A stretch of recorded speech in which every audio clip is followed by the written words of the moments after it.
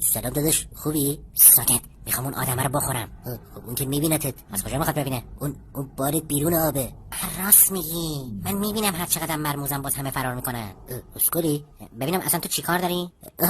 والا من میخوام ازدواج کنم. به من چه؟ مگه با من میخوای ازدواج کنی؟ نه یه خارکوسه مثل شما. خار منو میخوای بگیری؟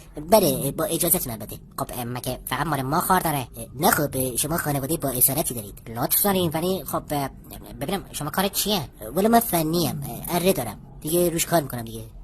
انبار دستینام داری؟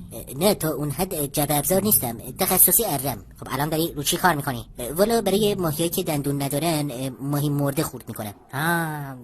خب ببینم میتونی این باله رو برای من بکنی؟ باشه، پس در ازاش تو اون خارکوسه رو بده به من. باز پر رو شد. حالا تو بکن، تازه اونم باید بپسنده. اوکی. ای بابا خیلی سفته، کنده نمیشه. خب چیکار کنیم؟ باید اره برقی بشم. مگه تا اون حد دستت بازه؟ نه ولی یه مارماهی میشناسم اون پایین الکتریکی داره، باید به اون وصل شم.